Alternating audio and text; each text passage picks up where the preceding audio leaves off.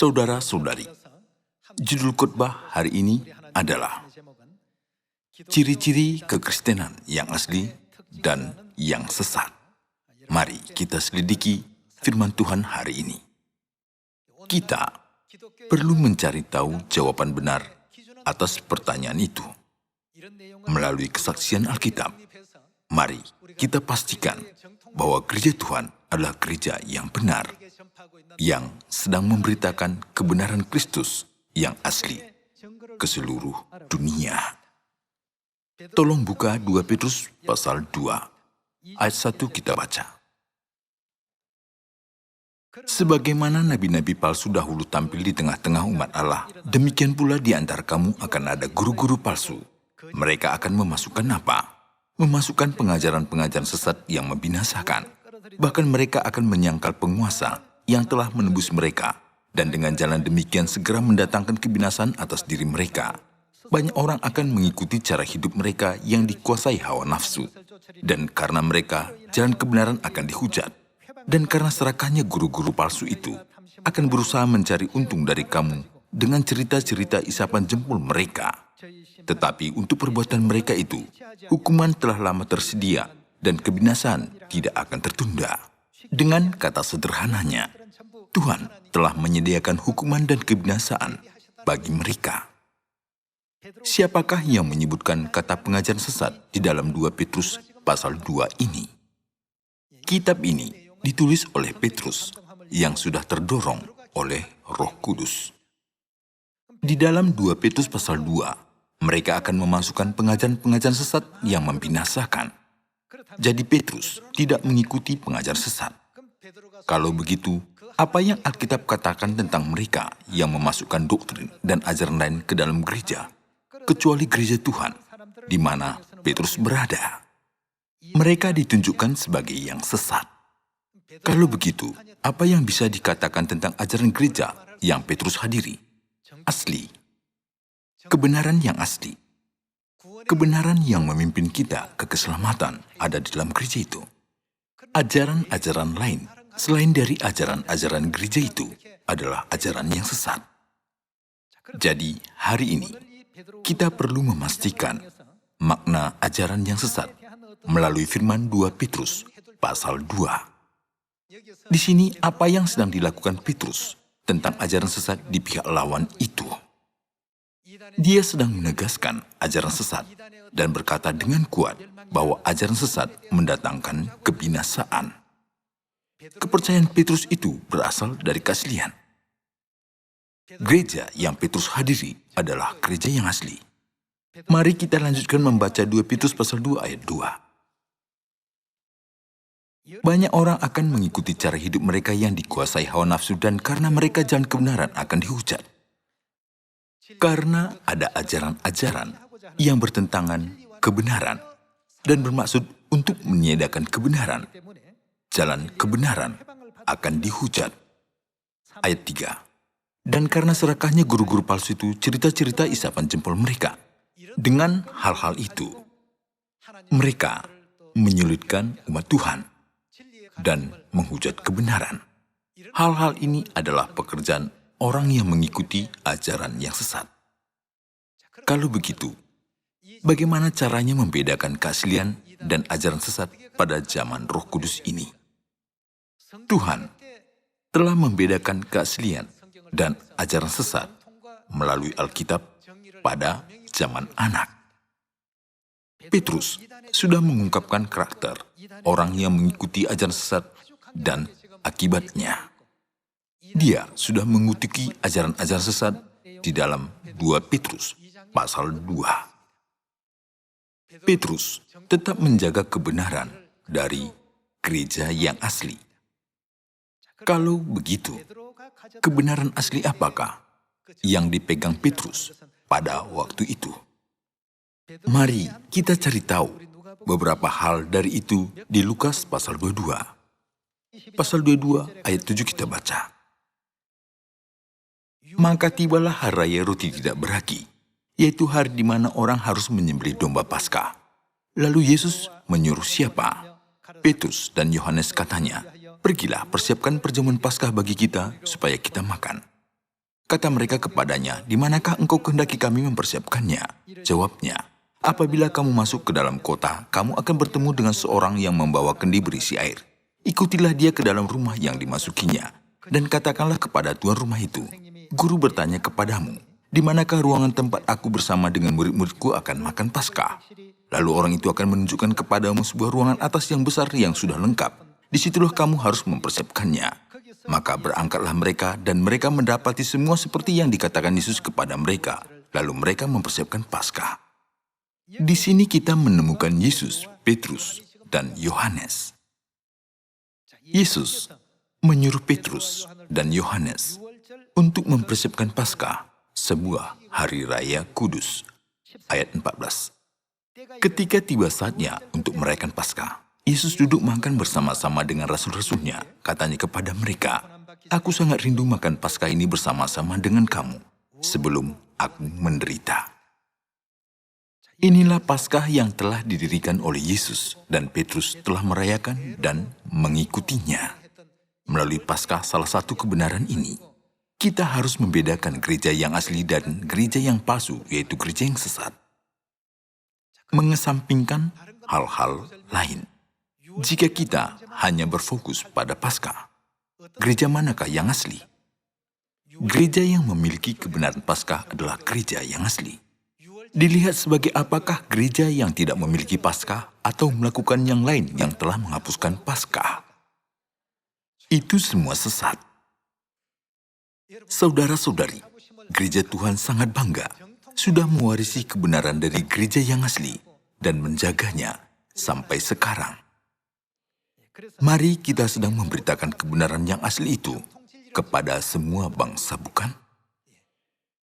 Di Wahyu pasal 22 melalui Yohanes, Tuhan memberi firman, "Jangan menambahkan dan jangan mengurangkan."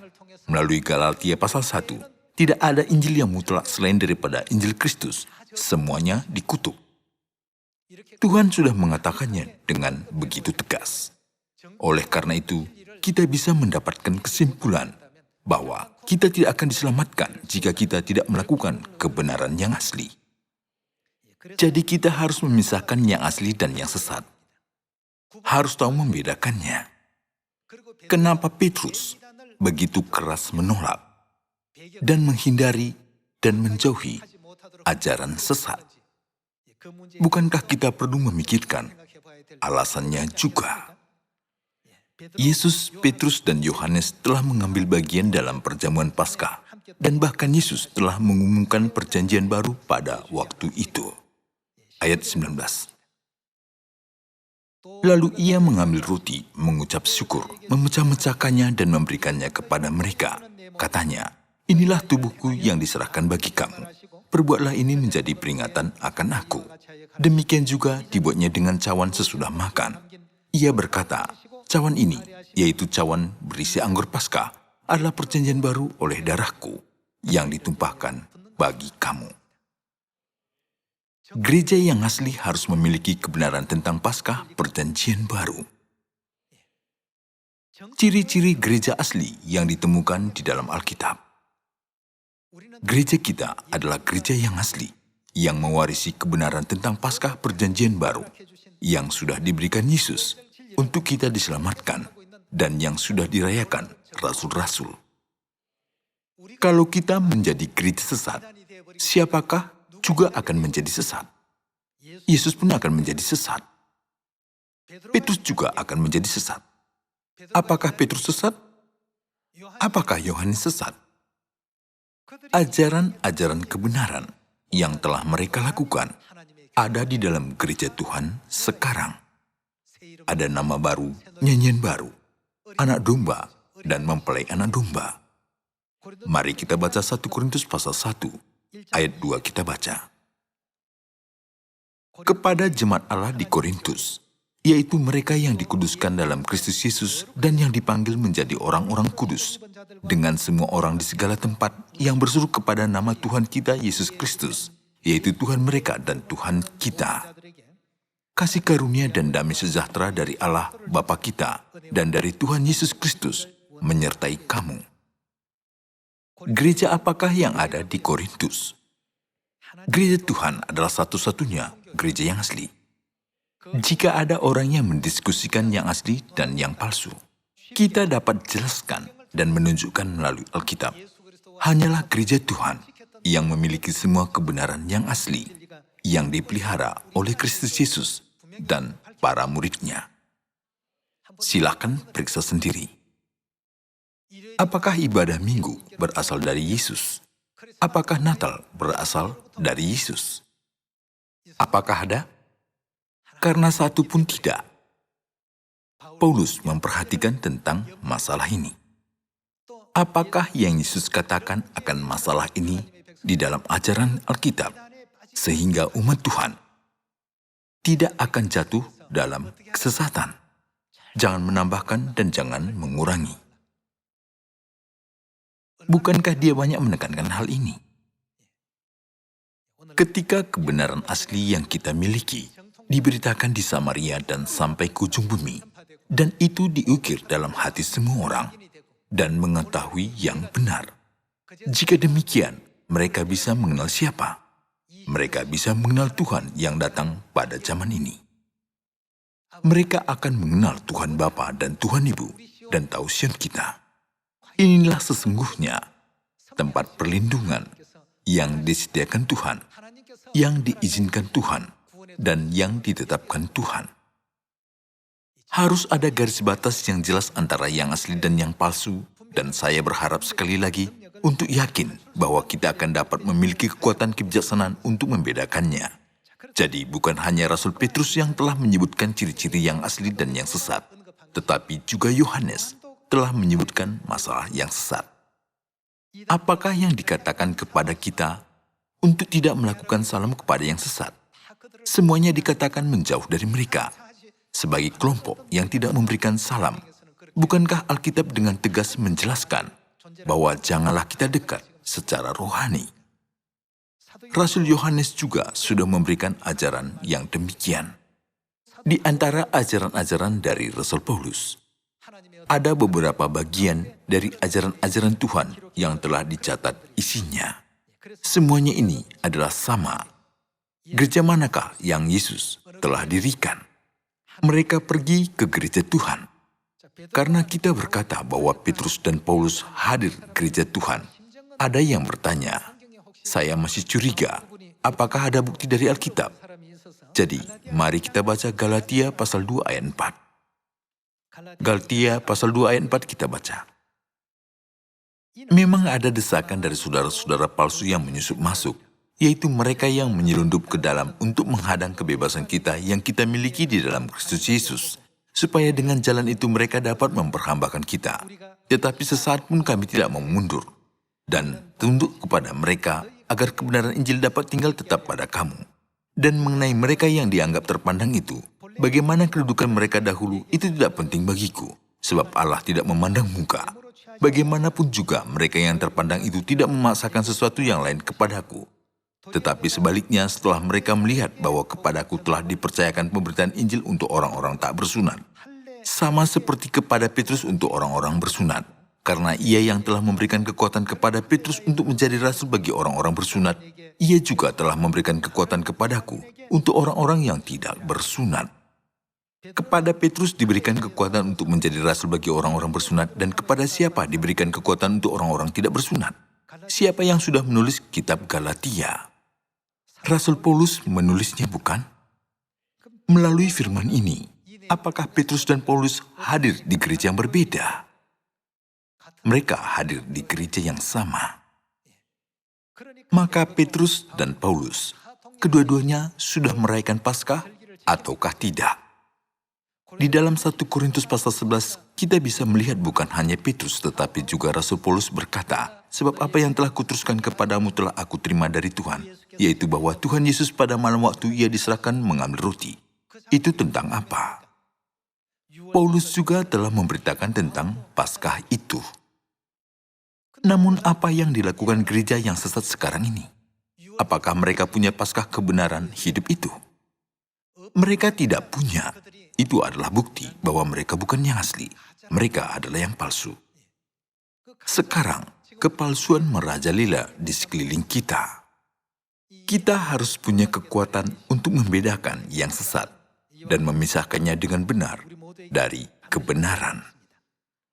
Paulus telah berkata, "Ia yang telah memberi kekuatan kepada Petrus juga telah memberi kekuatan kepadaku untuk orang-orang yang tidak bersunat."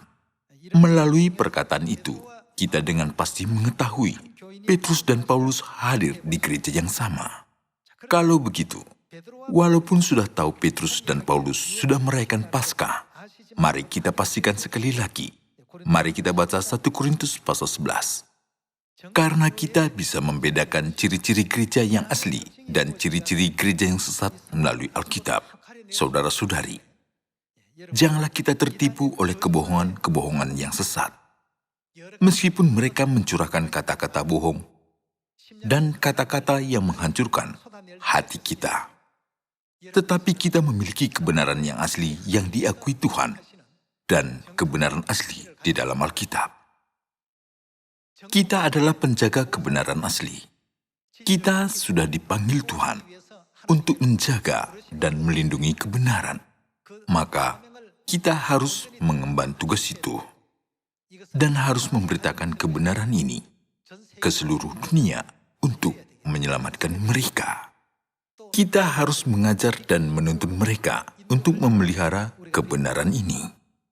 Mari kita baca pasal 11 ayat 23. Sebab apa yang telah kuteruskan kepadamu telah aku terima dari Tuhan, yaitu bahwa Tuhan Yesus pada malam waktu ia diserahkan mengambil roti, dan sesudah itu ia mengucap syukur atasnya. Ia memecah-mecahkannya dan berkata, "Inilah tubuhku yang diserahkan bagi kamu, perbuatlah ini menjadi peringatan akan aku." Demikian juga ia mengambil cawan sesudah makan lalu berkata, "Cawan ini adalah perjanjian baru yang dimeteraikan oleh darahku.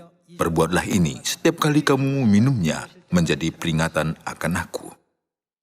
Siapakah yang sudah menulis kitab 1 Korintus? Apa kata Rasul Paulus di sini? Apa yang telah kuteruskan kepadamu telah aku terima dari siapa? Dari Tuhan. Dia berkata bahwa kebenaran tentang Paskah perjanjian baru dia terima dari Kristus. Jadi gereja yang memiliki kebenaran tentang Paskah perjanjian baru, itu gereja asli atau gereja sesat? Gereja yang menjaga kebenaran ini, tepat seperti yang diturunkan Yesus dan Rasul-Rasul adalah gereja Tuhan kita. Ada Paskah, bukan hanya ada Paskah, tetapi ada semua peraturan dari perjanjian baru yang diberikan Tuhan di dalam gereja Tuhan kita. Sekarang kita bisa dengan mudah menemukan identitas gereja-gereja yang disebut banyak media, bukan? Tidak ada Paskah, tidak ada hari Sabat. Mereka tidak memakai tudung waktu beribadah. Malah mereka mendirikan salib yang tidak berasal dari Alkitab, merayakan Natal. Saya tidak bisa mengerti melalui apa mereka bisa disebut, merekalah yang asli. Mari kita membedakan gereja yang asli dan gereja yang sesat melalui Alkitab, yaitu firman Tuhan. Rasul Paulus telah merayakan Paskah. Itu berarti Rasul Paulus juga ikut satu gereja yang Petrus dan Yohanes telah hadiri, bukan? Gereja itu adalah gereja Tuhan. Gereja Tuhan adalah gereja yang sudah didirikan Yesus. Kita harus mengingat, gereja itulah yang terus menuruti keaslian gereja Tuhan dari zaman kerasulan. Tidak peduli siapa yang di depan kita harus percaya diri berkata, "Kami ikut gereja yang menjaga keaslian dan melindungi keaslian." Mari kita lihat Lukas pasal 4. Pasal 4 ayat 16 kita baca.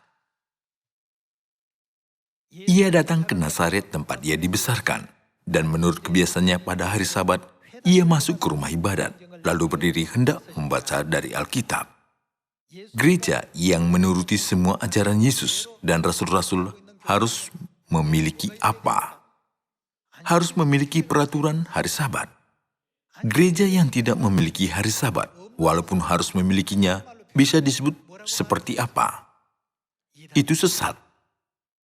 Saudara-saudari, orang yang bahkan tidak tahu apa itu sesat, tetapi berbicara kesesatan adalah orang yang malang. Kita adalah penjaga kebenaran yang tetap menuruti keaslian.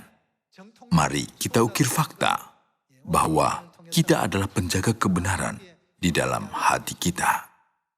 Saya berharap Anda semua berani dalam memberitakan kebenaran hidup yang penuh berkat ini yang sudah kita terima dari Tuhan kepada siapa saja di Samaria dan sampai ke ujung bumi. Bukan hanya itu saja, karena kita terus membicarakan tentang hari Paskah dan hari Sabat, apakah itu baik jika gereja Tuhan hanya melakukan Paskah dan Sabat dan tidak melakukan sisa yang lainnya? Keaslian gereja awal tidak tergantung hanya pada kedua hal itu. Silakan buka 1 Korintus pasal 11. Pasal 11 ayat 1 kita baca. Jadilah pengikutku sama seperti aku juga menjadi pengikut Kristus. Aku harus memuji kamu, sebab dalam segala sesuatu kamu tetap mengingat akan aku, dan teguh berpegang pada ajaran yang kuteruskan kepadamu. Tetapi aku mau, supaya kamu mengetahui hal ini, yaitu kepala dari tiap laki-laki ialah Kristus. Kepala dari perempuan ialah laki-laki, dan kepala dari Kristus ialah Allah. Tiap-tiap laki-laki yang berdoa atau bernubuat dengan kepala yang bertudung menghina kepalanya. Tetapi tiap-tiap perempuan yang berdoa atau bernubuat dengan kepala yang tidak bertudung menghina kepalanya, sebab ia sama dengan perempuan yang dicukur rambutnya. Sebab jika perempuan tidak mau menundungi kepalanya, maka haruslah ia juga menggunting rambutnya. Tetapi jika bagi perempuan adalah penghinaan bahwa rambutnya digunting atau dicukur, maka haruslah ia menundungi kepalanya. Hal ini juga salah satu dari peraturan kebenaran yang dimiliki oleh gereja Tuhan, gereja awal. Sekarang ini, gereja manakah yang menuruti peraturan tudung ini? Perempuan mengenakan tudung dan laki-laki tidak. Kita harus membedakan yang benar dan yang salah melalui Alkitab. Kenapa? Ada alasannya berfirman untuk tidak menambahkan ataupun mengurangkan. Tuhan telah mengetahui gereja sesat tidak menuruti seperti yang ditulis Alkitab. Karena dia tahu kesudahan sejak permulaan, maka apa yang sudah dia minta kepada kita, jangan menambahkan dan jangan mengurangkan. Rasul Paulus sudah khawatir akan perubahan kebenaran. Itulah sebabnya dia sudah berkata ini. Galatia pasal 1 ayat 6 kita baca. Aku heran bahwa kamu begitu lekas berbalik daripada dia yang oleh kasih karunia Kristus telah memanggil kamu dan mengikuti suatu Injil lain. Menurut Alkitab, orang yang mengikuti Injil lain adalah siapa? Mereka adalah aliran sesat. Mereka bukan gereja asli, itu gereja sesat. Ayat 7. Yang sebenarnya bukan Injil, hanya ada orang yang mengacaukan kamu dan yang bermaksud untuk apa? Untuk memutarbalikkan Injil Kristus. Mereka mengubah semua kebenaran keselamatan dari gereja awal dan memutarbalikkannya. Ayat 8. Tetapi sekalipun kami atau seorang malaikat dari sorga yang memberikan kepada kamu suatu Injil yang berbeda dengan Injil yang telah kami beritakan kepadamu, terkutuklah dia. Di situ sesungguhnya keselamatan tidak dapat dibayangkan. Kita harus mengikuti yang asli. Kita tidak boleh meragukan bahwa hanya yang asli saja bisa memimpin kita ke kerajaan surga dan keselamatan. Dan jangan menambahkan dan mengurangkan sedikit pun dari ajaran-ajaran itu, bukan? Seperti yang telah kami katakan dahulu, sekarang kukatakan sekali lagi. Jikalau ada orang yang memberitakan kepadamu suatu Injil yang berbeda dengan apa yang telah kamu terima, terkutuklah dia. Jadi bagaimana sekarang? Adakah ku cari kesukaan manusia atau kesukaan Allah? Adakah ku coba berkenan kepada manusia? Sekiranya aku masih mau mencoba berkenan kepada manusia, maka aku bukanlah hamba Kristus. Bagaimanakah Tuhan melihatnya? Dalam pandangan Tuhan, tempat seperti apakah yang asli dan tempat seperti apakah yang sesat? Kita bisa menemukan banyak gereja di sekeliling kita. Mereka semua membanggakan salib mereka dan ibadah minggu mereka dan pertahankan Natal tanpa keraguan sedikit pun. Mereka sedang menyatakan ciri-ciri kesesatan dengan berbagai hal-hal itu. Seperti yang kita ketahui, apa yang sudah dibuat pada tahun 321. Apakah itu berasal dari Yesus? Dan apa yang sudah dihapuskan pada tahun 325 Masehi? Mereka sudah menghapuskan Paskah kebenaran yang asli. Kemudian, mereka membuat Natal pada tahun 354 Masehi. Mereka mencampur hari ulang tahun Dewa Matahari dan pestanya dan membuat itu sebagai hari ulang tahun Yesus. Sekarang seluruh dunia menganggap hari itu hari besar dalam agama Kristen. Apakah itu benar? Tidak. Kita tidak boleh berdiam ketika melihat orang-orang yang melakukan hal-hal ini sambil mengaku sebagai orang Kristen sejati. Kita harus bangkit dan menyatakan tentang kebenaran. Kita harus memberitahukan, inilah kebenaran yang asli dan yang benar. Kemudian mereka sudah membuat apa dalam gereja pada tahun 431 Masehi? Membuat salib dan mendirikannya. Dengan demikian, mereka, gereja sesat, mengubah kebenaran satu demi satu. Mereka benar-benar bukan gereja yang asli. Kalau mereka gereja asli, ketika mereka berkata kepada Yesus, Tuhan, Tuhan, kami sudah berbuat demi namamu, mengusir setan dan mengadakan mujizat demi namamu. Apa yang Yesus katakan kepada mereka? Jika gereja asli, oh, pekerjaanmu baik sekali, kamu sudah berusaha banyak.